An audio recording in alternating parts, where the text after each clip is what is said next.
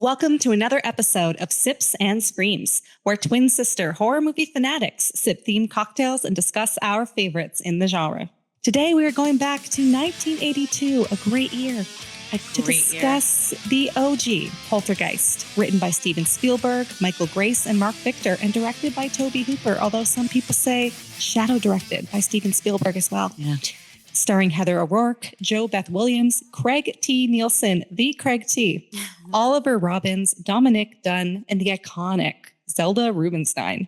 Oh, yeah. This one brought us to a quaint little family home, just a trad husband and wife and 3 kids, just going about their daily routines and experiencing creepy middle-of-the-night TV static, household objects moving around by themselves, children being abducted by trees and closets, and one badass medium who arrives to save the day, or does she?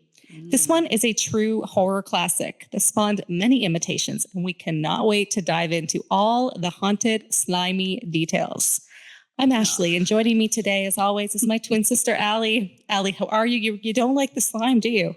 You weren't into that. No, that just evoked like a reaction from me. Not into the slime. Memory. It did. Yeah. I don't like it. And I know it's a big part of this movie. So, and this was actually voted in on our socials as the preferred slime horror over The Exorcist. So people are into it. Yeah. People really wanted to hear our take on Poltergeist, and we are here to deliver. As always, you can follow us on YouTube, Instagram, TikTok, and our handle is at Sips and Screams Pod. Please like, rate, and subscribe. You can also email us at sipsandscreams.podcast@gmail.com, and we're everywhere where you get your podcasts. Okay, it's that time of day. I'm ready for some drinks. What about you? What time is it? Yeah, so am I. It is killer cocktail time. Let's go. Yeah, and Ash, we have an actual cocktail today. We've been doing a lot of wine and beer lately. So we actually have a cocktail today, everybody. We are, for this cocktail, channeling the ectoplasm, the afterlife, purgatory. Yeah, the slime. The Jello. We're making our version of a nice, red colored cocktail. It's a vodka cran, and as always, we are going to top that off with some sparkling. I have Topo Chico for that. And I actually went a little further and I squeezed a little bit of lime in there. You did not? Oh, you did? Oh, I did not squeeze the lime. Oh, Ash. I squeezed some lime. Look at you. Are you ready to shake this though? We're gonna shake these up, everybody. So mine might not be red. We're shaking it. Did you put cranberry juice in it? I sure did. Yeah. I sure did. Tropicana's finest. I also have Tropicana's finest. And it's like for this on camera. Because you don't want to buy a whole thing of cranberry. It's you buy like a little color. Tropicana. Exact color of the ectoplasm. Mine is too. Kind of a pale pink, I'm a little grossed out. So am I, but it really works. Yeah. Okay. Ooh. Okay. And we're topping that with some topo. Yes. Do you have topo, Ash? I do. I have topo. Because they've been Ash, out. I'm proud of you because usually lately you've not had the actual topo. But it's not by design. They didn't have it. They were sold out. It's just really popular in Florida. Baltimore, you can hear it. Okay, all right, cheers. Yeah. I'm drowning my sorrows from pretty good. From the devastating Blue Jays World Series loss. So we're in mourning today. We're in mourning and doing the Poltergeist podcast. It's kind of fitting, actually. It is. Hopefully this takes your mind off it a little bit about the Game 7 loss. What a game. What a series. I could do a whole sports podcast about it, but it was like the craziest series. I barely slept this week, everybody. It was a lot of games. It was a lot. Canadian listeners, I'm sorry, but a lot of listeners in the US were also pulling for the Blue Jays. So it was just sad all around. Yeah, it was sad. We'll get them next year. Here's hoping. Okay, we're moving on to Sips and Synopsis. Allie, why don't you take it away and tell us about the plot of Poltergeist? Yeah, happily, Ash. So you said it already. We are going all the way back. This is the original Poltergeist. Everyone just forget about that remake from the 2000s, all right? Just forget about that. This is the original, the OG from 1982, a great year. Mm-hmm. Steven Spielberg came up with the story, like you said. And can we call it, is it a little nice little family drama, Ash, with some horror dramedy? Like it's very comedic. I laughed. I laughed a lot. There were some on purpose comedic points in this. Yeah. I think some, great script. Great script. It really is. And, set in California, 1982, we've got the Freeling family. Can we talk about the opening credits? Because it's Star Spangled Banner. Please. Right? It is. I'm like, is this Let's a call wartime it a patriotic? Okay, but you remember like back the in American the day, dream. back in the day though, you'd be watching TV and then like at 3 a.m. or something, it would just go to static. Mm-hmm. Right. Yeah. And before then it was always playing some like ridiculous, apparently patriotic music. No, you're right. You're right. Yeah. This does ring true. Yeah. So is this like, you could also watch this on the 4th of July, maybe, It's not just a horror movie, everybody. Yeah. I will say the theme music for this movie is, it's very Steven Spielberg coded, but it's very more drama than horror, I'd say. It's kind of like a lullaby. Yeah. It's very like childlike. Yeah. It is. Well, it is. And that, that makes sense. But yeah, this movie, as you said, starts out late night TV, Star Spangled Banner, cuts to that white static, which I think I've talked about this before on the podcast, but one of my favorite elements of horror is that white static on television. That and a phone ringing in the middle of the night are two of my all-time faves. Terrifying. It is. It is. You see there's a man who's slumped over in a chair. That's the dad, Steven, right? Is his name Steven Freeling? Yeah, Steven, I think so. We've got Craig T. Nelson. We've got Diane Freeling, the mom. We've got little Carol Ann, little blonde Carol Ann. I'm kind of channeling her today. You are wearing this bright yellow in honor of her blonde yellow hair. I'm channeling Diane because she rocks this like red T-shirt for about 80% of the movie. Yeah, a good portion of the movie. And then there's the little brother, Robbie. I believe it's Robbie, and then the older sister, little Robbie, and then the older sister. I think she's in high school. Getting ready to graduate, Dana. And she's like eating chips. She's like she fell asleep eating some chips in bed. Yeah, she did. There's some great Dana lines though that we'll have to talk about. Yes. But yeah, so dad's fallen asleep downstairs. That white static's on. The dog's there. Great, little golden retriever dog. Love the golden retriever dog in this. Yeah. And what would a horror movie be without a creepy kid waking up in the middle of the night? Doesn't exist. That is the creepiest. It is elite. And we've got little Carol Ann. Great little kid actress. She's like 5. She's like 5 I know. She wakes up. Yeah. And it really starts out strong, I'll say. She wakes up, goes downstairs. That TV's going. And little Carol Ann, it's not just a static to her. It's not. Carol Ann just starts speaking to that TV. It's so good. The one-way conversation. It really is. Yeah. It's really good. Like, what the hell? Like on our end, right? Dad's still asleep. Yeah. The rest of the family's like dead asleep. Dad's like passed out after a few beers. Dad is passed out after some drinks. Yeah. I think any kid growing up in the 80s like this, I don't know, just kind of rings true. It does ring true. Like, Dad passing out in front of the TV and turning static. I don't know if I ever went down and like talked to the TV though. Did you? She starts. Did I go down and talk to it? No, I didn't. I didn't go talk to the TV. But she starts. I might now. I might start. It elevates, right? So she's not just speaking to it. She starts screaming at that TV and everyone wakes up at that point. Yeah. They all come down. They see her just, talking to someone in the TV. Has she put her hands on it yet? Because that's I believe iconic. That's when she puts her hands on it that very first night. So the iconic movie poster is from that first night. So clearly Carol Ann can communicate with that TV. Now cut to, the next day, we're seeing they moved this family, the Freeling family have moved into this tract home. I love the home though. Like neighborhood. Yeah. In Southern California, right? I guess they filmed it in Simi Valley. I love the carpet everywhere. Like I always wanted that pink, as a kid. Like the pink carpet. Yeah, the pink carpet. Yeah. It's very retro now. And I feel like it's even coming back in. I don't know. I still love carpet. I like hardwood floors, sure, but like a nice like shag rug. You know what I mean? Kind of reminiscent of Poltergeist. I love it.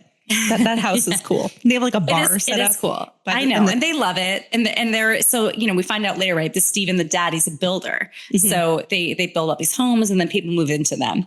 And so all the homes kind of look the same, which is rings true to Southern California. Yeah. But there's some eerie things happening at the beginning of the movie. So, this bird dies, but it's not enough to just flush that down the toilet. I know. They're like peppered. Carol Ann, Carol Ann's got a heart. Carol Ann She does. is empathetic and she wants to bury that bird.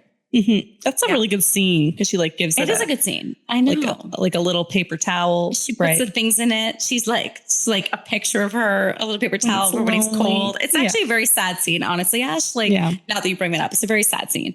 But they bury that bird.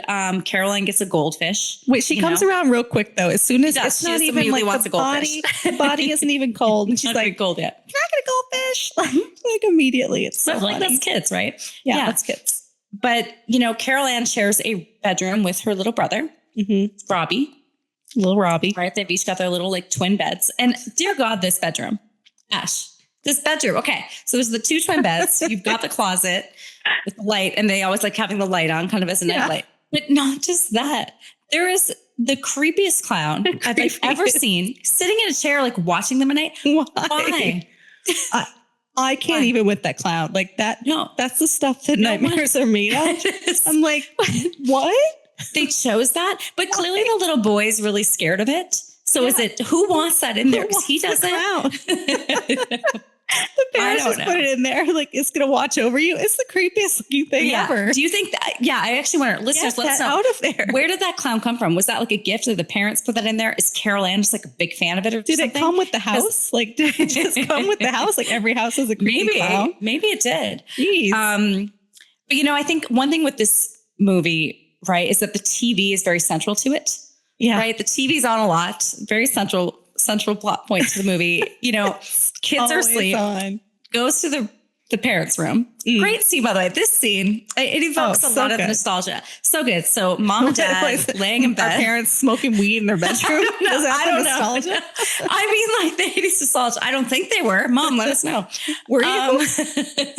But yeah, so they're smoking weed in the bedroom. They are in California, but they're smoking weed in the bedroom. Fun. It looks fun. They're having fun. It does look fun. Yeah. They're just enjoying themselves. The kids are in bed. They're just moved into their nice new home. All is good for the Freeling family at this point, right? Like it is. Yeah. Life is good. We do learn that Diane used to sleepwalk as a kid. Yeah, they kind of throw that in there. They do. Very nonchalant. But I think it's to set the stage for some of Carol Ann's creepy behavior at the beginning, Ash. Yeah. Right? It's like maybe some of that's genetic before they figure out the real reason for what has been happening. Yeah, it's really interesting. Like the script is really good, but you can tell it was like rewritten a lot because certain things are left in that they don't really explore. Yeah. Right? No, you're absolutely right. But so parents in the room, they're having a good time, but gets interrupted by the kids. The kids are scared, right? By the clown, by the tree outside. The dad's trying to let them know that the storm is moving further away and teaches their kid to count, right? The 1, 1,000, 2, 1,000, which we all learn as kids. Whose dad didn't do that? Like, I know. I feel like we learned that from our dad. We used to sit in the family room, the living room growing up when there was a storm. Oh my God, yes. And like literally count like 1, 1,000, 2, 1,000 after the lightning strike before the thunder hit to see how far away it was. And we used to like sit as a family in the living room and do that. So this did ring true for me. We did.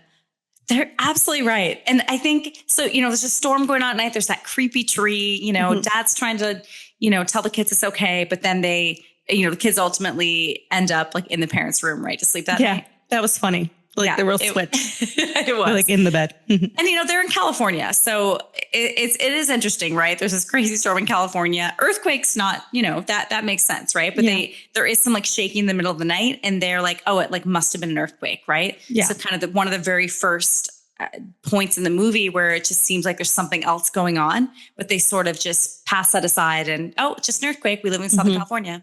Even though nobody else experienced it, just our house. It was a really, really acute earthquake. It was a very acute earthquake, but it did lead to that famous line, right? Because they're all sleeping in the bed. There's the earthquake.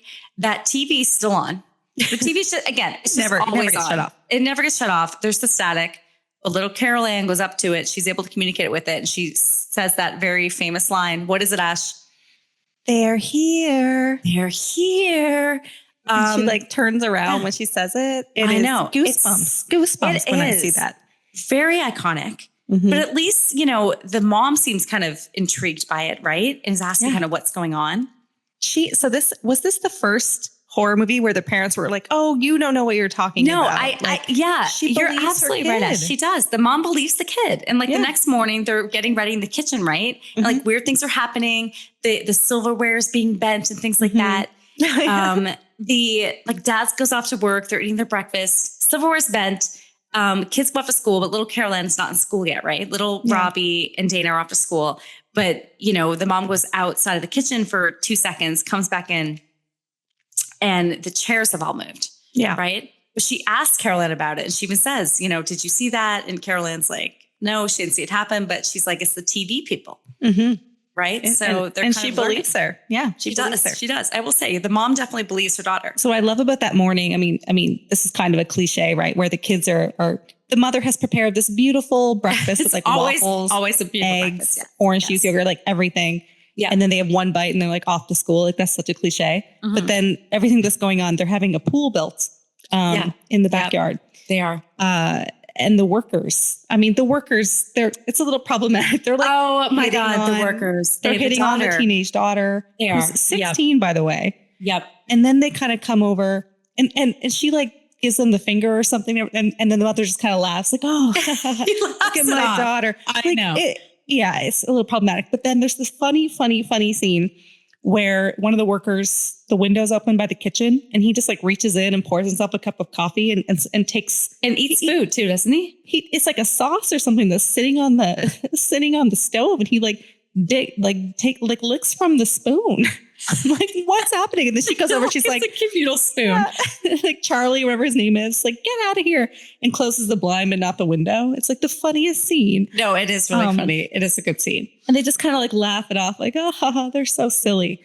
A little sexual harassment thrown in there, mixed with some inappropriate. That was pretty common in the 80s movies, right? Yeah, I know. She talks about herself being, when they're up in the room smoking the weed, which was just oregano, by the way. Smoking the weed. Smoking their joints. I don't know. Anyway, and she talks about, it's just such an 80s thing. She talks about when she was she used to sleepwalk. You skipped over this. She used to sleepwalk. And one day she found herself, she sleepwalked into someone's car, and the man the next day didn't. The man the next day didn't realize, and she was basically missing. Right? The parents were "Where's our daughter?" And then he brought her back, and they thought that he had not even funny. This is horrifying. No, it's horrifying. It is horrifying. But she laughs about it. She's like, "Oh, and they checked me for bruises and hickeys." She said hickeys. She did say hickeys, which is not the first hickey thing in this movie. More to come on that later. But and I'm like, what in the child abduction is happening here? It's the 80s. The 80s are wild, man. The 80s were a different time. Therefore the movies were as well. But we digress slightly, although those were important plot points. Weird stuff's happening in that house and in that kitchen specifically. Yes. Yeah, some weird things. So, while the dad's out at work doing his building or, whatever it is that he's doing, and the kids are out at school, little Caroline and Diane, the mom, are sitting at home and figuring out some things at the kitchen. For instance, you can sit on one specific area of it and be dragged all the way to the other side. And apparently they spent all day doing this, not eating. Go on a little ride. The mom thinks it's cool. So I think, at the beginning, she's a cool mom. She's not like the other moms. Yeah, she's a cool mom. Not the daughter Caroline keeps saying how hungry she is. Right? Clearly dinner hasn't been made. They spent, I think, all day outlining where you can sit and be pulled to the other end. And they're kind of giddy, or at least the mama, she's kind of giddy about it. Caroline's just starving. Yeah, Caroline's hungry. But they go over. Maybe if they ate more of that breakfast in the morning, she wouldn't be. Maybe they would have, left it on the table. You have one bite and then they're off to school. That's it. But they do at this point go and ask the neighbors if they're having any disturbances, right? They do that. And they're just, and the mosquito thing, which is sort of a big thing at the beginning and then never sort of talked about again. They're all getting bit by mosquitoes when they go to the neighbors, and then just never again. But anyway. But I cannot with these neighbors, because they're like, who are these crazy people? First of all, they share a TV channel for some reason when they switch the converter. No, it's like the clicker. For some reason you can control the other one. I know. It's so funny. And when they go over to hey, we just want to know if you've experienced anything. He's like, nope. Never have. And then they're like, these mosquitoes, never been bit by one. My family members never been bit by one. Ever in his life. The kid comes over, it's like, have you been bit by a mosquito? No, Dad. Not once in my life. Okay. Okay. Yeah. A little unrealistic. I mean, who hasn't been bit by a mosquito? But they checked, like, it seems like, I guess some of the things that are happening are only happening to them. But yeah, nighttime again. Another storm, there's a lot of storms happening in Southern California. Yeah. Like there's never, it rarely rains there. I lived there for a long time and it is not very realistic to have these insane storms that they're having.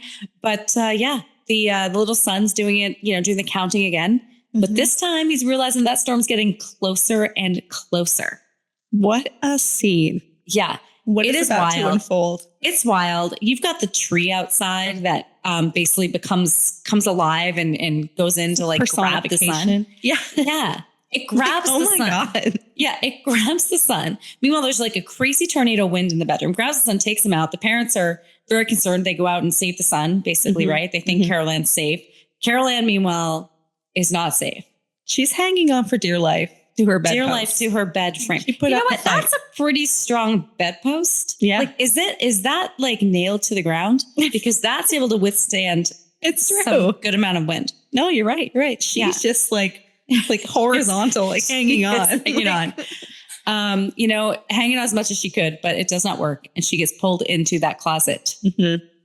And the parents save the little boy, but Carol Ann is gone. And they go in the closet and they think they take everything gets sucked into that closet, right? Like by a force. Yeah, everything. Yeah. Everything is sucked demonic force or whatever. Yes. But then they move it. They come up. Everyone's there. Dana's even there, like going through it. She's going through it the whole movie. And they get everything out. And then they I don't know why I'm laughing at this, but they have that pink blanket. It's like covering. It looks like it's over like a human. Oh, they think she's dead though. No, right? They think she's dead. They're sick. They think she's dead.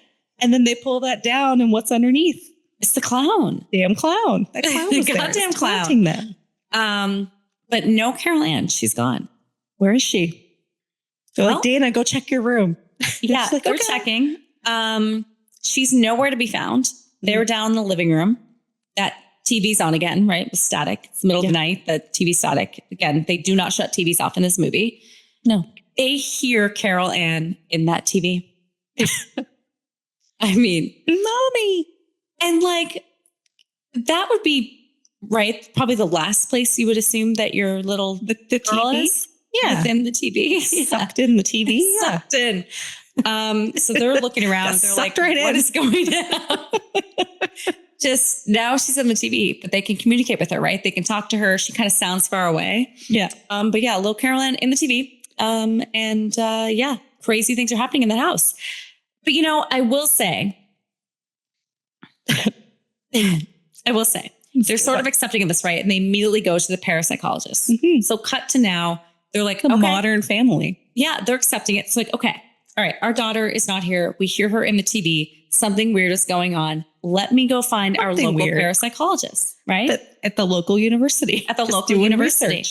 At the local university. You know what university that is, right, Ash? What is it? No.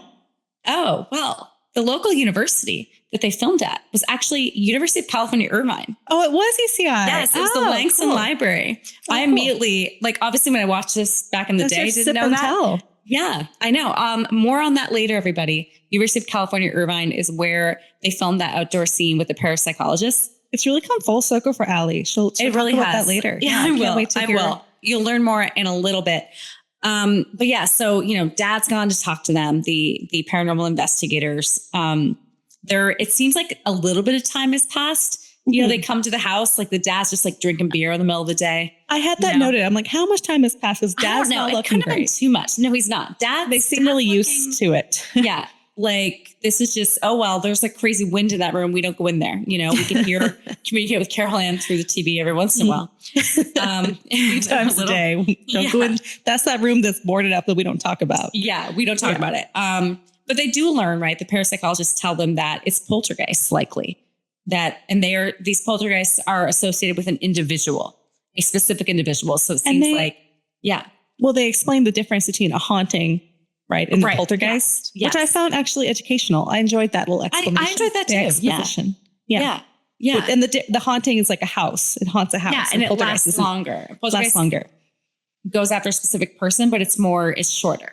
So this team that comes to investigate, it's like Dr. Lesh, right? The woman, and then her two assistants. And they're so funny because they've seen a lot, but a lot to them is like, oh, I saw this. I don't know. It was like a toy or something that was kind of moved slightly over 7 hours. Like, oh, but I sped it up when I was able to show this paranormal experience. And the dad's like, hold my beer. Right? Opens up the door to the room that they don't go into. The bed is like flying around the room. Yeah. All of the things that come up. There's like a horse. There's like a protractor that comes up, like a protractor. Yeah, there's a protractor on like a record. You know, those protractors from like math. I do know math class. And all the things that come up and it's so funny. The effects is like hilarious, but it was, 82. Good for that. Good for 82. Good for 82. But that's such a good scene. They're like, oh, okay. So this is what it's really like. It was so funny. Like they've never seen anything like that. And yet they still stay and they're, accepting of it and they want to investigate. They do. And they're recording it. They even ask, where she disappeared. It was in the closet. One of them gets bit while going into the closet. I mean, they're sacrificing their health for this. Something bit you, dude. Yeah. You are like massacred. He has like scratch, like claw bite marks up and down his back. He still stays. I know. I know. But the paranormal investigators, they stay there, right? So they're committed to this. They set up cameras around, and they're sleeping there at night. And so, nighttime hits again. Great scene. And I think, they're some of the movies very like slow build, right? But some of the scenes are very much horror. The middle of the night. This one's great. I can't. They're all asleep. Middle of the night. One of the parapsychologists goes into the kitchen. He's a little hungry. He's a little hungry. Goes into the fridge. Peckish. Yeah, a little peckish. Grabs a little chicken wing. And there just so happens to be a steak. It's just a huge steak just sitting there. Like not wrapped, just in that kitchen. And he's in the fridge. That's like what? Like how much would that steak be? Like a $40 steak? Probably. Yeah, probably. He's like, oh, I'm going to take this steak. It's like a cartoon steak. Yeah. The family clearly has out for like their dinner tomorrow. He's like, I'm going to cook this up at 3 a.m. It's so And he just weird. Puts it on the counter. He puts it on the counter. And then now the rest kind of couple minutes of this movie are, we learn that it's him obviously hallucinating it, but that steak begins moving. There's like maggots coming out of things. He goes to the bathroom. His face is peeling off. His face is falling off. Yeah, he's falling off. Off. Yeah. So this house has this poltergeist, whatever it is, has a lot of powers, right? And it's not just the house, it's making the people in the house see things. When they're sleeping too, I'm like, these people do not look comfortable. They're like sleeping on like a tabletop. Like a couch. You've got like the kid on top of her and they're all just like sleeping there. One guy's like, you said they have cameras, he's barely looking at the cameras. He's like really honed in on some kind of audio thing. He's not even looking at what's happening behind him. And that night too, right? There's this presence that comes down. It kind of looks like Carol. Again, crazy stuff is happening in this house. And like meanwhile, right, while they're all trying to sleep, the mom with the son on top of her, I think at this point. Like right beside her, yeah. And Dr. Lesh, carries a flask with her, Wheeler, right? She's willing to share that flask. Rightfully so. Her job might require carrying it's a lot. She shares that with the mom, Diane. They bond over this, they're just drinking straight out of the flask and it's great. I that's one of my favorite moments of the movie. I actually love that scene, the two of them. Like there's so many, the female characters in this are excellent. They are, But like their whole conversation, she's like comforting her and then Dea's kind of comforting her back. Like it's a really nice scene. Again, the script in this was just so well done. It is. And there's, the movie obviously relied a lot on special effects and, I know they won a lot of awards for it. But there are some of these heartfelt moments, right? Some of these real moments. And and that's definitely one of them. But so that whiskey or whatever's in that flask gets into the night and it's the next morning. And you know what? They realize that there's going to be some things that need to happen in that house and the kids cannot be there for that. So there's two kids left. Dana, the high school kid. I'm not sure where she goes. Do you know where she goes? Because I'm not sure where friend, her boyfriend. So this girl's 16 and they kind of act like she's like a bad seed. Yeah. Also, the mother, you do find out that the mom's like 32. Yeah. So 32. The mom was 16. Oh, when she had Dana. Kid. That's right. She was a teenage mother. Yeah. Teen mom. So it seems like Dana's kind of following in her footsteps because she's out at her boyfriend's lot. Yeah. Holiday Inn sometimes. We got it. The Holiday. She's like, I remember that hotel. We're like, what? We got to talk about Robbie. Yeah. So Robbie. Yeah. So Robbie can't stay there. Robbie's going to go stay with the grandparents. Okay. And the way they send Robbie to the grandparents. So Cal for two. A taxi pulls up. A taxi. They put Robbie in the back of this taxi by himself with his luggage. He has his little bindle. He kind of like he's going off with his little suitcase. He's like 5, 6, like, I don't know. He's like, and he goes into this taxi and he's looking back. He's all sad. They're like, bye. They don't even like go up to the taxi with him. Like he goes off and gets in there on his own. Diane's like, bye, Robbie. Call me. It's almost like a romantic comedy. Like this kid's 8. He's 8 years old. You're setting off at grandma's in a taxi cab. Yeah. And I don't know where grandma lives. Like maybe grandma's close. I have no idea. Are they taking him like a little man? I don't know. Carrying his little suitcase over and he's just like looking back like they abandoned him. Like, I don't know what's happening. They couldn't have driven him to grandma's house. Like, I don't know. When they drive him. This is so hilarious. Like if it's a taxi, you think you could drive him. Yeah. That scene, I don't really know what to think. But then he opens up the door and the dog gets in. The dog goes with him. Dog jumps in. Dog goes, and they're like, okay. And I think that's a good thing. The squeal I made when they're like, call me, don't forget to call. I'm like, he's 8. He's 8 years old here. What are you doing? Bye. Like with the stranger, the cab driver. All right, we need to have an alternate version of this movie where we see his journey. Like he goes to grandma's house. Maybe The Visit. Yeah. Is like the parallel universe of this movie. You know? But even they were like older. I just like an 8-year-old kid. They just put him in a cab by himself. Like, is that I know, Ash. I know. No one, I don't think anyone is okay with that. I think that was a choice that seemed odd. But maybe in the 80s, did you put kids in cabs alone in the 80s? I don't kids know. Uber, but I think you gotta be like a teenager. Anyway, let's move on from that, Ash. I know how you feel. I do. It was so funny. Yeah, but it's great. You know, so next morning, the parapsychologist, the mom's given the flask back to Dr. Lesh. Empty flask. Yeah. They drank that dry the night before. Mm-hmm. But, you know, Steven's boss comes to check on him. We're worried about him. He hasn't been in work for a minute, right? We don't know how long it's been. Like, no, I don't know. He's got some stubble. I don't know. He's drinking beer in the middle of the day. I'm not sure. He's had the flu for like weeks. Yeah, but he's asking about it, you know, and the boss kind of knows he hasn't been to work. He knows that Carol Ann hasn't been in school. You know, he asks if he's okay. You know, Steven's boss, right? He's concerned he hasn't been at work. He takes him for a little walk. They go uphill. And he's thinking that maybe Steven is interviewing for another company or something, but we learn kind of the history of these track homes, right? Mm-hmm. That they've been built. There's these various different phases. And the next phase is going to be up on the hill. And he's offering that lot effectively to Steven and his family. Yeah. One caveat with that. It happens to be directly next to a graveyard. That reveal was interesting, right? Because you're looking at the beautiful landscape and you turn around, you're like, oh, graveyard's right there. Graveyard. All these headstones. And, you know, Steven rightfully so is like, won't that maybe be a problem? He's like, oh, no, no big deal. No big deal. No big deal. We will just relocate the graveyard. And you know what? Not the first time. We've done this before. In fact, where you live right now, there was a graveyard there and we just relocated it up here. Oh, and he seems like not concerned that people he's would like okay with it. Yeah. Just, you know, we're going to take loved ones and just go visit their loved ones, you know, 5 minutes away. It's not a big deal. We will just dig down the 6 feet. We will get all those coffins and the headstones and we'll just move them again. Not a big deal.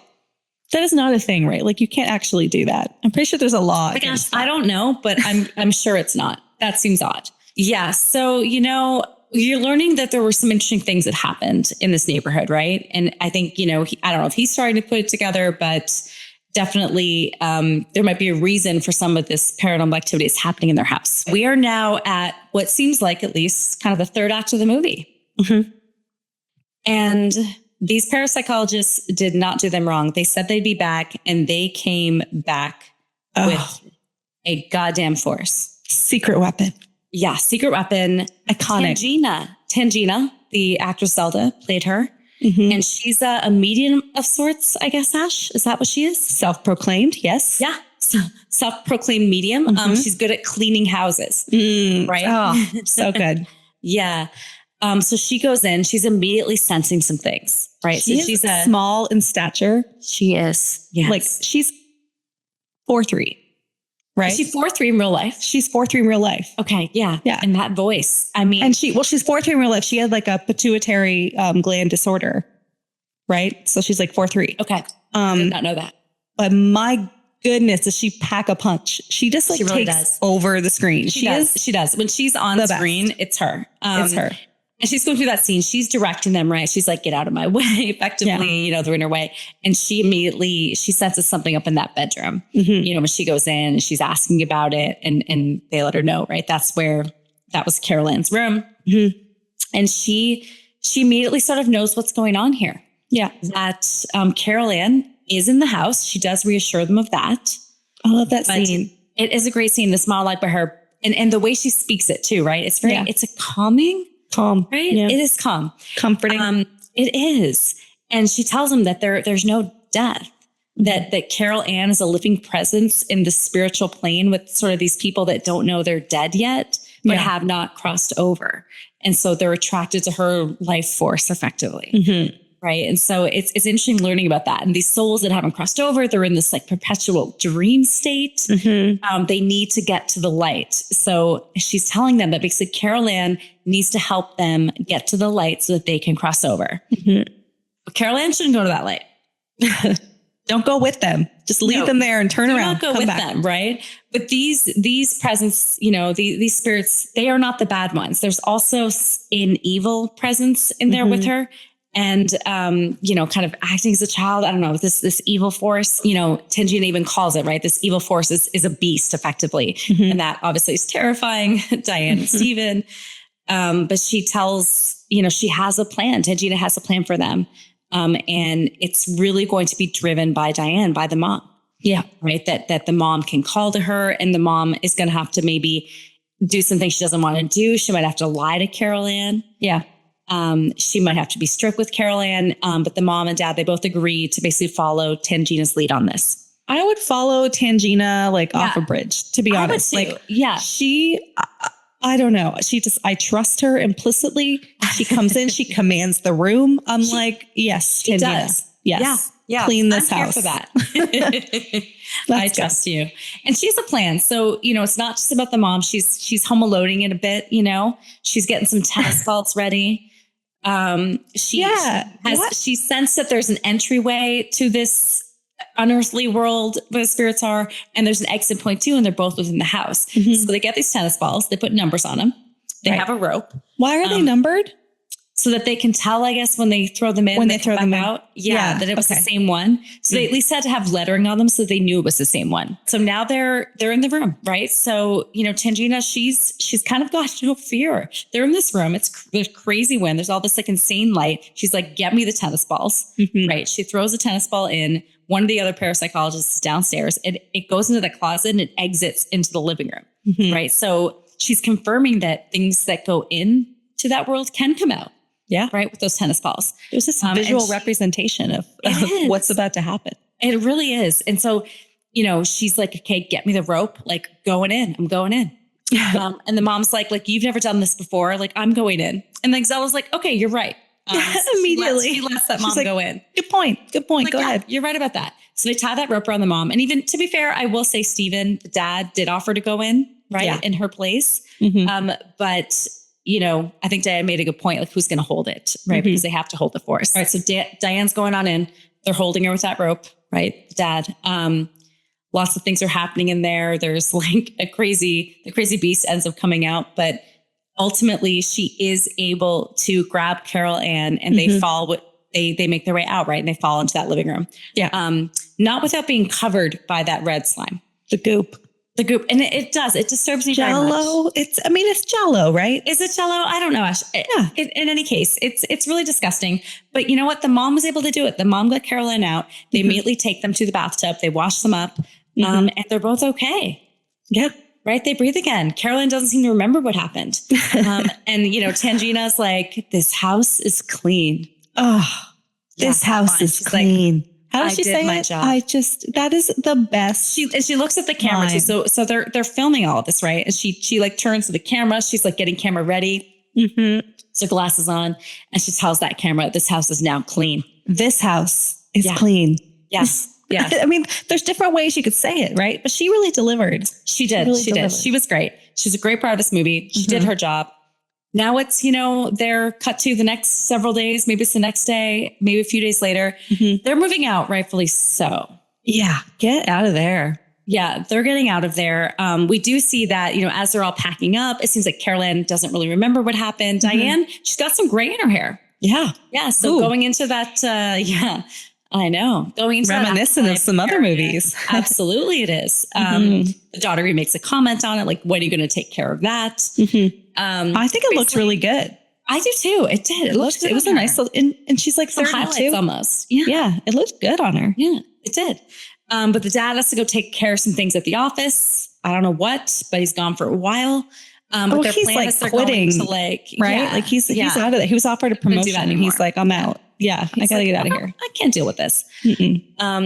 But yeah, so he's off. The daughter's off to, I guess, hang out with her friends. And they're all supposed to meet up with Holiday Inn later, right? They're going to spend Holiday Inn. Was the Holiday Inn sponsoring? I mean, I think they were. I think definitely. I think that's some product placement for Holiday Inn. Absolutely. Cheetos, Holiday Inn, kind of like the Hilton Eggos, Scream. Yeah, the Holiday Inn. Yeah. So it really seems at this point that all is well for the family. Yeah. They're going to wrap it up in a little bow, and it's the ending of the movie. Yeah. So it's nighttime.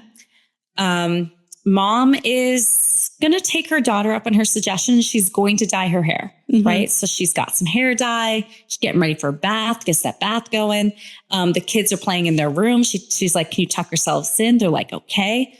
So they go to bed. After all that, I'm surprised. Because I know. They stay back in that room too. Yeah. Well, they were supposed to move that night, and Dad's taking forever. But the dad's like, if I can't get back in time, like the kids can like tuck themselves in and go to bed. But would you sleep in that room? Like the fact that they go in there, I would never sleep in that room. It's crazy. No, absolutely not. Yeah. But yeah, so mom takes a bath. Kids are sleeping, or so she thinks, right? She gets out. She's blow drying her hair in her little football jersey. And underwear. Is that what she's wearing? They're not wearing pants a lot in this movie. Like, no. They're not wearing pants. It's like a whole thing. It's like a football jersey. It's like a football jersey nightie is what she's wearing. Nightie. It's just a football jersey. It's like long sleeved. I don't know what that is. I don't know what she's wearing. It's very, yeah. In any case, she's blow drying her hair. She just dyed it, right? So she can't hear some things that are happening in the kids' bedroom. And wow, it is not over. Yeah, that beast is not gone. House is not clean, as Tangina thought. Yeah. And it's trying to suck them back in that room. The clown played a part, tried to strangle the little boy. But I will say, damn, is the mom Diane resilient, right? You know what? The mama bear love, energy. I guess. Mama bear. Mama bear energy. Absolutely. But the mom does eventually hear what's going on, right? Clearly her kids are in trouble in that room. She's trying to go save them, but she can't. There's some force that's keeping her on that bed. And not only does it keep her on the bed, but it takes her onto the ceiling. So she's dragged along the wall, across the ceiling. So good. We'll talk about that later. Great scene. Right. And so, yeah, there's a force that's keeping her from going to protect her kids. So, mom Diane's trying to get to the kids. This beast is keeping them locked in the room. So she goes to try to ask for help. Right. She's in that backyard. This is their pool that's being built. It's at this point, it's just a bunch of mud and she falls in. And at this point of the movie too, just a bunch of skeletons start surfacing. That was like the slowest fall too. She falls and she kind of slides real slow into the deep end. She does. She does. And now she can't get out. It's like a bunch of mud. There's no traction. Yeah. And all these skeletons are coming up, right? So she keeps seeing these skeletons. She's trying to get out. She eventually is able to get out, and her neighbors do come at that point, right, to help her. Yeah. The one thing that they do. To help them. They do. And the dad comes home. They leave quickly. I feel like they do. Yeah. Well, like, wouldn't you? Like, would you stick around for that? Like, I don't think so. I don't know. But she's resilient. She's not going to give up on her kids. She manages to get back in the house, trying to reach their room. Weird things happening in the house. The hallway keeps getting longer. She does eventually get to the room, right? And these kids are, again, they've got some strength. Like there's almost like a tornado, like wind in the room, pulling them through the closet. and both the brother and the daughter, are hanging on. The mom is able to grab them and take them from that room. She's got some... Shut that door. Yeah, she does. Shuts the door, but the house isn't happy with it. All the skeletons keep popping up. The dad's trying to save them. She's like, help us. And the house is sort of actively acting against that, right? Yeah. It's trying to keep them from leaving. Meanwhile, the other daughter comes home at this point. She's like, what is going on? Like, it's so crazy. The dad eventually they are able to get out and the dad helps them, right? They are able to get in the car. Daughter arrives home.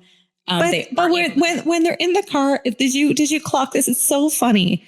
When they're in the car driving away and little Robbie, the older daughter is like in the back. He's like, just go, just leave. I did clock that. She wasn't even in there yet. She wasn't even in there yet. But she is in the car at the end. So she does. They don't show that in the movie though, but she does get in the car. I was dying. About Dana. Like, just go. It's so funny. But it's interesting, right? Because this movie, they do escape. Like, so they escape. The house implodes. The neighbors are like, "What the hell is going on?" Yeah. They get back to the Holiday Inn. Best ending ever. Holiday Inn. It's such a good ending. They go into that Holiday Inn motel. They shut that door. But then Dad brings that TV out and places it outside because he's not about to have that happen again. It was such a good ending. Like, laugh like when he puts the TV outside. Yeah. But like, it's kind of the closet. You know what I mean? Like, yeah, the TV played a role, I guess, from them getting in. But like, the TV was the way. Yeah. Well, I guess, and I think those were the good ones talking to her, right? It's interesting. Yeah. I don't know. But it's, you did not hear me say once during this movie, they met their demise. There were no one died in this movie, which is interesting. You're right. No one died. It was a horror movie with no death. Yeah. So cheers to that. And that's Poltergeist 1982, everybody. Well done. Well done. Yeah. Yeah. There is so much lore surrounding this movie, right? Okay. Yeah. Like, there's like the Poltergeist curse, right? Have you heard about that? Oh, I have. So this is like the saddest. So it is. Okay. The Dominic Dune. She was 21 when she filmed this. She was playing a 16-year-old. She was killed the next year by her boyfriend, right? Murdered by her boyfriend. And I think he was in prison, but he got off, like, he got like manslaughter or something. It was something crazy. Insane. Which is so sad. And then Heather O'Rourke. So she was in all of the sequels. Like, she was like the big star of Poltergeist. She had an even bigger role, I think, in the second and third one, right? And everyone was saying what a great actress she was. Just a little kid, like, Joe Beth Williams was saying, like, what a, talented little girl that she was. And so was Steven Spielberg. But she, like tragically was misdiagnosed with Crohn's disease. And it wasn't Crohn's disease. It was actually like a bowel obstruction or something. She died when she was 12. I know. Right. So 7 years later? So she died tragically. And so there was this whole kind of lore surrounding Poltergeist saying that, it was like the Poltergeist curse. But, these are just like horrible coincidences. Yeah. Yeah. Mm-hmm. And then so Zelda Rubinstein, she died in 2010, I believe. But we talked about her short stature, right? So she had a pituitary disorder, but I guess she's got into acting in her 40s. Yeah. And do you know this? So Steven Spielberg saw her at a theater production and he made the role for her. He wrote the role for her. Yeah. She kind of has that theatric presence too in the movie, right? She does. She just kind of like commands the room. And then another little casting, I guess, what if, or like casting, tidbit here is that, so this was released, I think this was released like 2 weeks before E.T. There's 2 weeks between E.T. and Poltergeist being released. It was E.T. coded for me. Yeah. Very E.T. coded. Very E.T. coded. That's why people think that like Spielberg had a little more to do with the directing than is what is credited for. But so guess who auditioned for Carol Ann? Drew Barrymore. Yeah. And Spielberg thought that she wasn't like, she was a little like rough around the edges. No, wasn't angelic enough. Oh, so he, which I mean, wasn't. I think Carol Ann is very creepy. I think she was so creepy. But yes, yeah. I mean, Drew Barrymore has a substance use issue since she was like a teen or something. So then he put her in E.T. Instead. Oh wow! Did not know that. Yeah. So, and we have to talk about that scene with the chairs, right? So where all they turn around, all of a sudden there's this stacked chairs up on the table. So that was it. That actually wasn't a special effect. It was the crew because they had to do it all in one take. So Diane turns away, gets something from under the sink and turns back around and the chairs are now all stacked up on the table. Yeah. Yeah. And that was just like a prop. So basically the crew had to silently take the chairs away and then come in with this like pre-stacked, glued together thing of chairs, and they put it on the table. So that's how that was filmed, actually. Oh, that's cool. That's one of my favorite movies, and we can talk about it in cliches and ripoffs, right? But a lot of movies have copied that. Oh, 100%. Yeah. And then I guess like on set, I mean, it was the 80s, right? But they didn't have the protections that they have now in like movies. Oh. Okay. The skeletons. Yeah. The skeletons were not props, everybody. They were real. They were real. And Diane, the actor, she did not, Jo Beth Williams, she did not know that they were real until after. And they did it because they were like, I guess she had said like, oh man, those were like really realistic. I'm like, yeah, they were like real cadaver skeletons. And they did it because it was cheaper than making the props and more realistic. Like that would not fly these days. So those are real. I guess the whole thing in the pool scene, she was really scared, the actor, Jo Beth Williams, about doing the pool scene because there was all these electric wires. Yeah, and there's electric wires. When she filmed this, she didn't know that they were real, but she was scared about being electrocuted. So I guess Spielberg like got down there with her and did some of the takes with her in the pool to be like, yeah, you're fine. And she did interviews where she said that like she really appreciated that. We talked about the clown, right? Little Robbie. So I guess Oliver Robbins. He actually, that was like a mechanical clown at the end that was trying to strangle him. But I guess he did like literally almost got strangled because it malfunctioned or something. Yeah, so it malfunctioned. So the arms were actually around him and they thought, oh my goodness, like he's such a good actor. Yeah. And he was like turning purple. So then and then Spielberg, I guess he said in the reason said that he noticed and they're like, oh, like stop the shoot. They rescued him. But yeah, like dude almost died during that. That is insane. And then, we talked about the special effects. You said they won awards for the special effects? Yeah, they were nominated for Academy Awards and won. Oh, that's so cool. So, yeah. I guess at the end when the house like implodes, that was a miniature, right? It was a miniature model. It wasn't. Oh, it was. Okay. I didn't know that. Yeah. Yeah. So that, special effects, but it was a miniature model and they were able to like implode the house basically. But that was pretty cool. Yeah. And how did they do? Like, I don't understand how they did the Poltergeist. I have no idea. And I think it was ahead of its time. It did sort of remind me of like Ghostbusters. Yes. Which was sometime afterwards, right? But in the ectoplasm and all of that. Mm-hmm. But no, the special effects for the time were really good. Yeah, very, very good. And I think the actors, they did a really good job with sort of reacting in a realistic way to those special effects as well. Well, I think the actors, it was so well done with the kid actors and everything too. Yeah, they had good actors for it. It was a really good cast. Okay, it is time for Screamometer. I'm actually so excited to hear what my Screamometer is. What your number is. Yeah. Yeah. I feel like you think I'm going to give like a really high one. And I've thought about it, Ash. I do have probably two scares. Yeah, mulled it over. I put a lot of thought into this one. Okay. My Screamometer on this one is not high. I think when I was a kid watching it in the 80s, probably would have given it a lot higher. On rewatch, just didn't really do it for me on the Screamometer. So I'm giving it a 2 out of 10. Okay. Yeah. 2 out of 10. Yeah. I wholeheartedly agree. I think it's a great movie, kind of like a dramedy. It's a great movie. Yeah, it's a dramedy. A little family drama. Little family drama. For the time, like if you're watching this as a kid, like terrifying. Like those things stick with. Everyone remembers the Jello. I know. Everyone remembers the tree. Right. We all remember these things. The Carol Ann getting sucked into the closet, the TV. The TV white noise. Yeah, absolutely. Watching it as an adult hits a little different. I gave it a 3. So you did. Okay. Yeah. A 3. Yeah. So I absolutely agree with you. Still a great movie. Just, watch it every year. This is such a good movie and just like spawned a franchise as well. Okay, it's time for Sip and Tell, where we discuss our personal experiences related to Poltergeist. Allie, I feel like you have a lot. You've alluded to some things. You've sprinkled in a few little hints of what you're going to be talking about. What?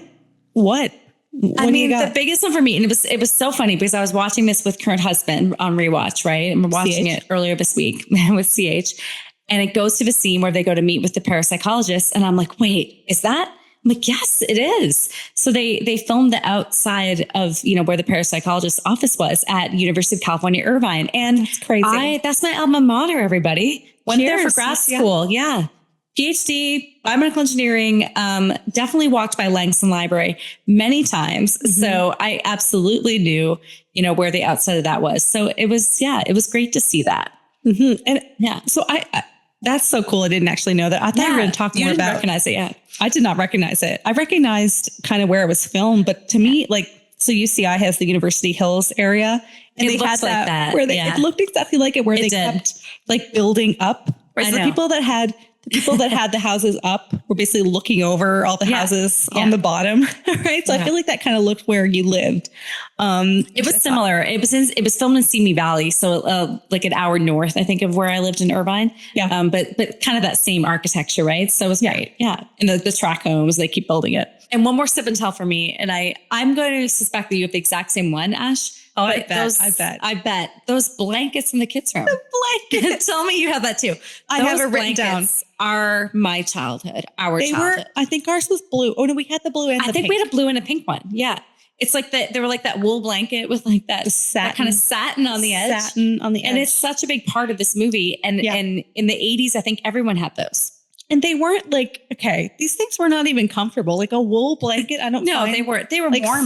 They were warm. Yeah, but I'm like, having that on your bed is not great. Linen's a little nicer. Yeah, we definitely had those. I think everybody did. So we didn't talk about the scene in synopsis, but I need to set it up because this informs my sip and tell. Okay. Okay. So at the beginning, there's this whole scene. His friends are coming over, the dad, Craig T. Nielsen, his friends are coming over to watch the big game, right? And there's this guy riding a bike. Transporting beer. He's got to get there. He has all his beer. And these little like asshole kids are on the street. They were assholes. They were. And they're driving their remote control cars to try to trip this man. Just trying to get to the game with this beer. Yeah. Like, oh my God. And they're driving these remote control cars. I'm like, what? But my sip and tell, I have two sip and tells from this scene. Number one is these remote control cars. Me and Allie had these remote control cars growing up. We loved them. I had a red Ford Mustang. Yeah. Allie had, what did she have? It was like, I don't know, some sort of truck, army truck thing, but yours had like shoot stuff. It did. Like it was really fun. Cool. Yeah, it was cool. My like Ford Mach Mustang or whatever, it looked cool, but like it didn't drive as smooth as yours. But we loved that. We would like go outside on our paved driveway and like play.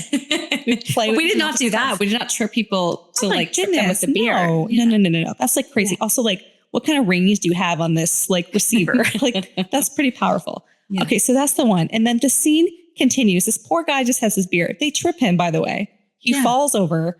I'm happy about it. Oh, his beer, like it falls into the street. One of them just goes like spraying everywhere. This guy's like trying to get in there for the game. He goes into the house. His beer's like spraying everywhere. They're like, come on in. Right? Like it's so like tragic for the beer, I guess. But, like also the guy, like he looks injured. Mourning the beer. Yeah.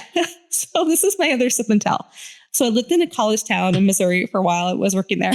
And we would like walk Where's home. This going? I don't know if you know this story. So we were walking home, ICH. We were walking home and we went to the store and got this beer. We were walking we were 2 blocks away. We were walking home. We were crossing this really, really busy street. And you know, when you're carrying those things of beer, it was like Coors Light. I remember this. Carrying the Coors Light. It was like a 24 pack or something. There were cans. Okay. Exactly like this dude. I don't know his name. You know, his tragic. I don't think he's not a main character, you know? He had one scene. Yeah. Yeah. So we're walking across the street. And then all of a sudden the bottom falls out of this Coors Light. So the beer goes, just the cans go, you know, just everywhere, just flying down the street. Did they spray like they did in the movie? They didn't spray like they did in the movie, but they fell. And then I had to make a decision. Because one of them like fell into the street. I'm like, do I have time? Like, this is kind of like a busy street. Do I save the beer? Or my life. Or my own life. You know, is it worth it? Is the $150? I need to know what you chose.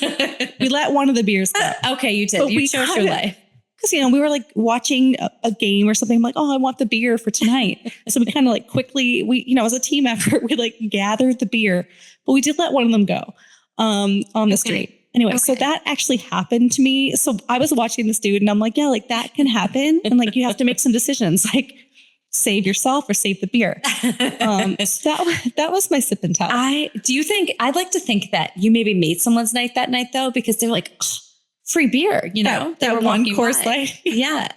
And I was impressed that we only lost the one. Like we were able to get, when we opened them, they were really exploded. I bet they sprayed at that point. All right, we're moving on to Sips and Scares, where we discuss the scariest parts of Poltergeist. We gave it low ratings, but there are some scares, right? There are. I've got 3 written down, Ash, as the best scares of the movie for me. I did give it a 2. I think it sets an eerie tone. I like the story. I do love this movie. It's very nostalgic.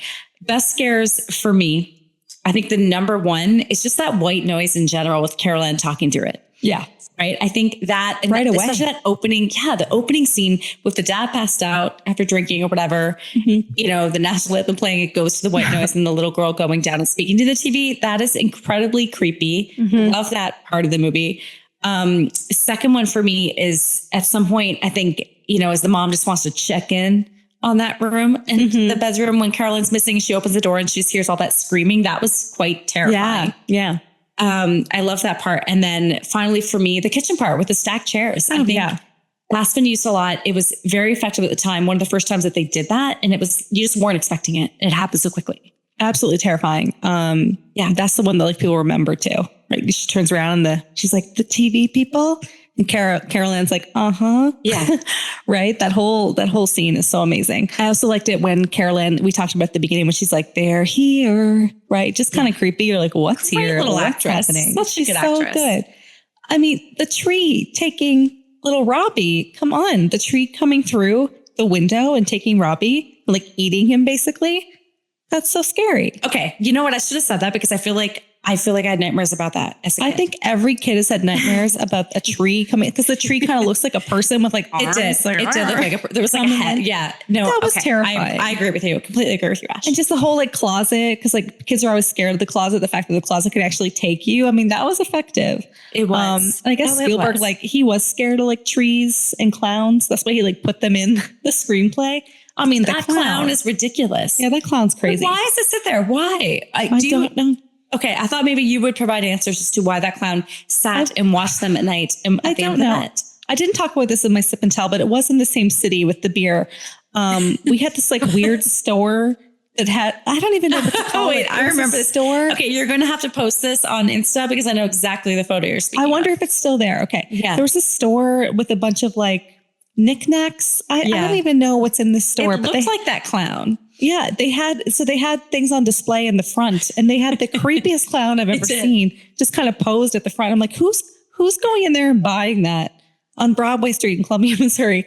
Like maybe, I don't know. I'm kind of into it. I don't know. Well, so me and CH, we were going to buy it for you and like set it up in your room one year for Christmas. We had a whole pack. We're like, let's just buy it. And your CH was in on it too. We're like, are you serious about this? Yes. I was going to buy this clown and like set it up on like Christmas morning, like staring at you. Well, you spoiled it this year, this Christmas. No, this was many years ago. And I thought that would be too much because we have that passion. There's still time. There's still time. All right. Well, it might make an appearance. Christmas is coming up. Maybe they have a website I can like order it online. But the creepiest clown. Okay. So the hallway scene I think is iconic. Or she's trying to run. I do love the hallway scene. Right. Yes. Diane's trying to run to her kids' room. Keeps getting longer and longer. Like that is just like ingrained in my head from like my childhood. I loved that scene. And then just at the end, I mean, the wall and ceiling scene when she dragged up the wall and the ceiling. It's so good. Yeah.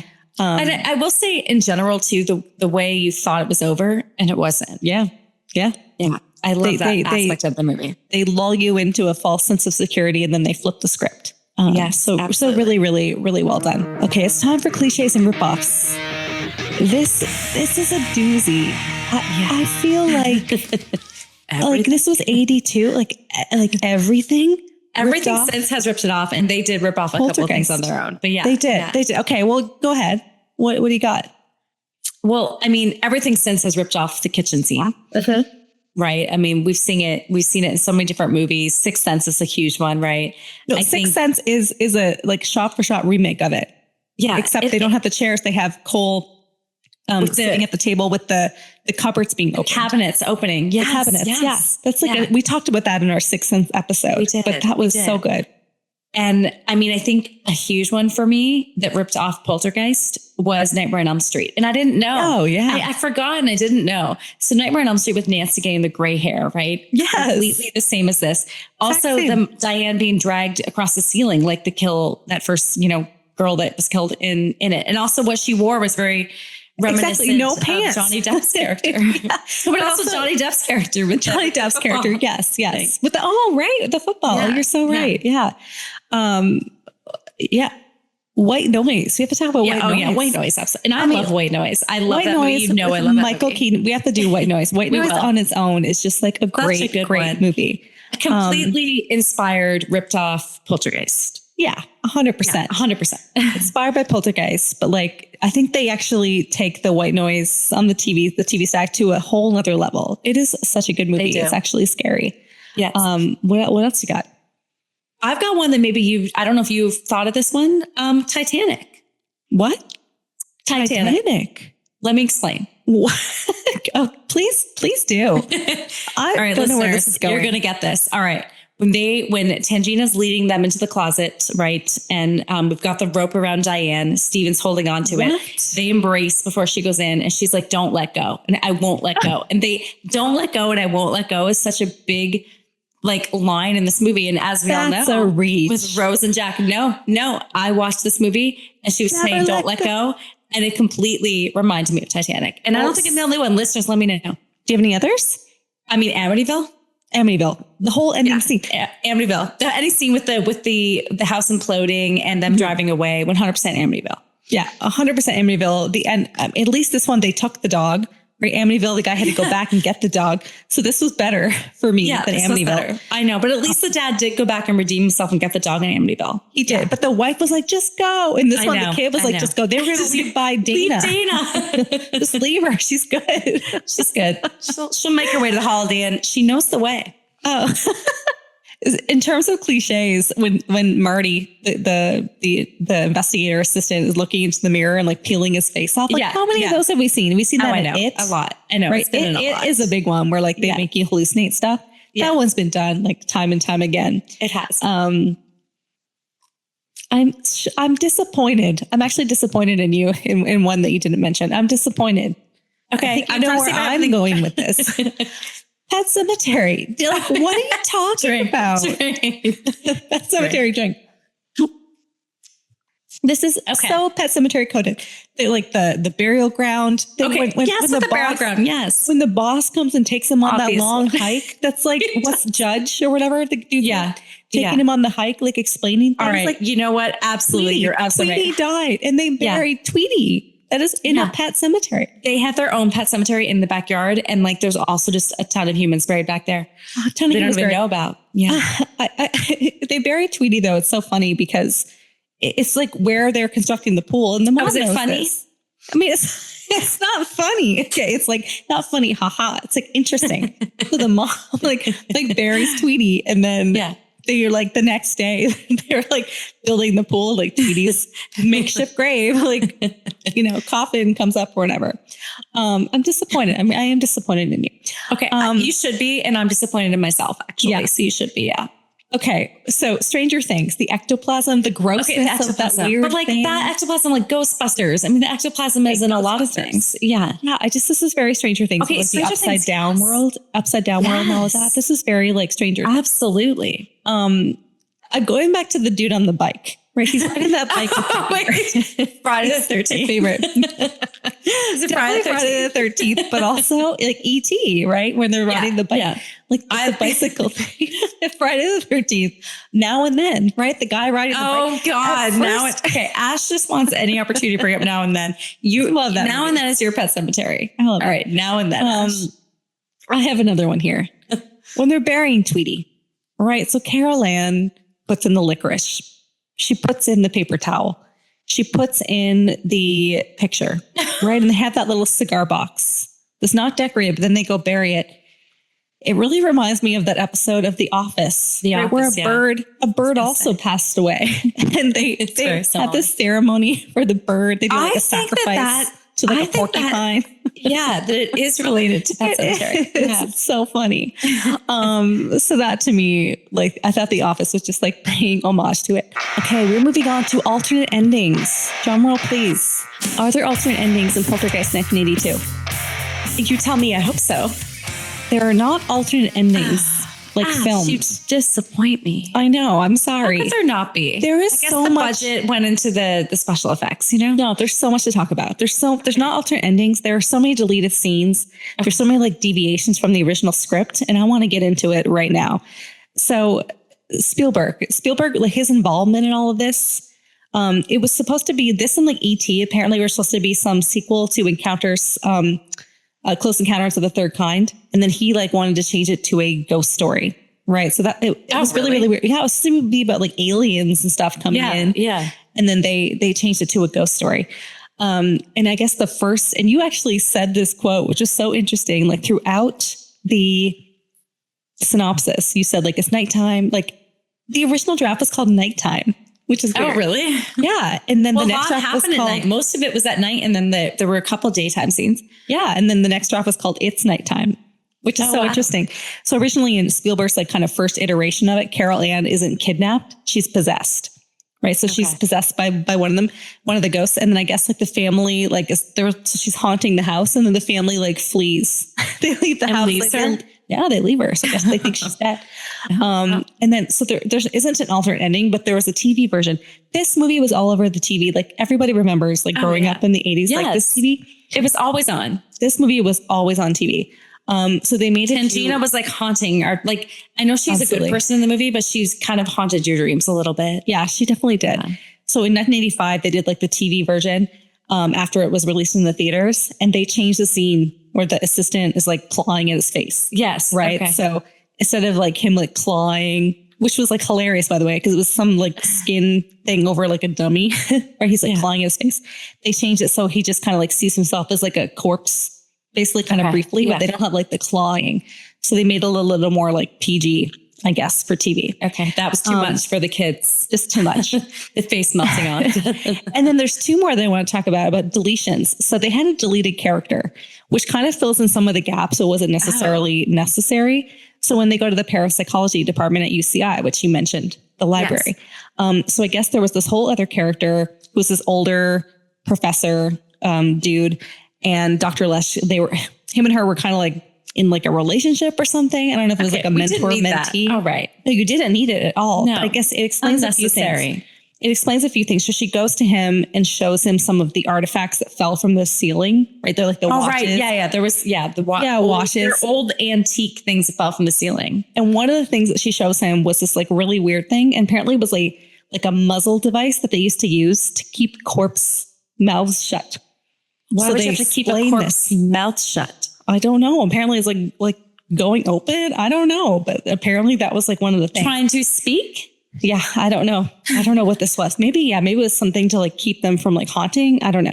Okay. But then it's also established in this deleted scene that Dr. Lesh, she didn't like Tangina. She didn't like her. She thought she was like childish. She thought she was like melodramatic and all these other things. And so that whole, which you do not get with the scenes deleted. You think they're like buddies. Yeah. Right? Well, she brings her in. She's like, I'm going to come back with like more force basically. And it's Tangina. Yeah. And speaking of Tangina, there's one more deleted scene at the end. So at the end, we're lulled into that false sense of security, right? Where it's like all bright in the day. Which happens in a lot of horror movies, to be fair. And like, again, people copied that from Poltergeist. Well, Never on Elm Street. Never on Elm Street. Yeah. Right at the end. So at the end, when the scene where they're like moving, originally that wasn't supposed to be that. It was supposed to be them having like a family dinner outside. Like a family dinner, and they're like, like laughing and just like talking about life and everything. And they get a postcard from Tangina. Oh, she's in like Mexico or she's somewhere like tropical.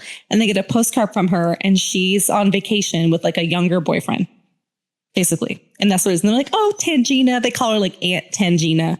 And she's not, is she warning them of something, or it's just like, hey, like I'm on vacay. I'm on vacay. What's up?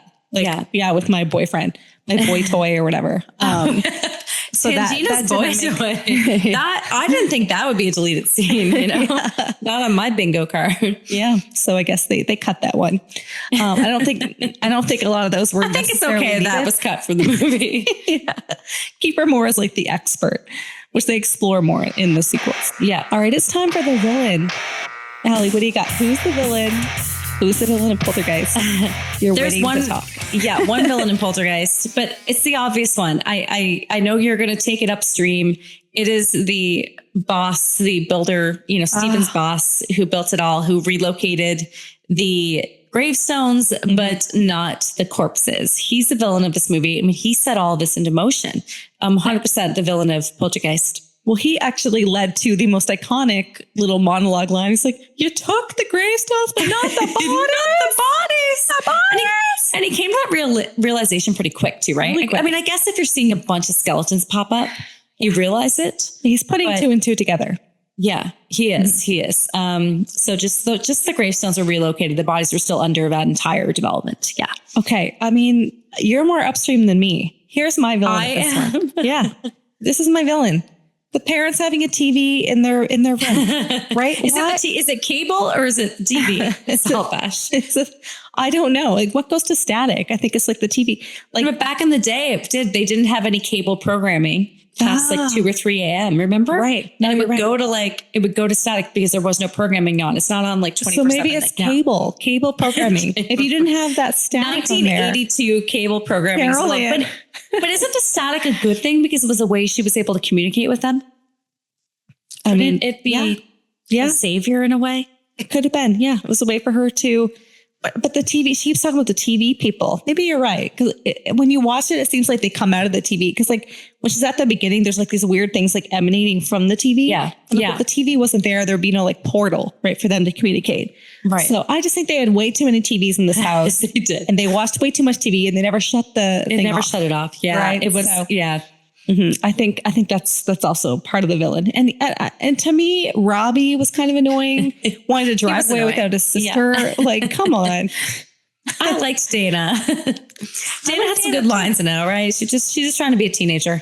Yeah, she's a teenager. Yeah. She's going to the Holiday Inn with her boyfriend. Yeah. I don't know. Yeah. Well, that's going to do it for Sips and Screens episode 24, Poltergeist, 1982. Thank you so much for joining us and listening today. Join us next time as we sip on more themed cocktails and discuss the good, the bad, and the truly terrifying of our favorite horror movies. Cheers. Cheers.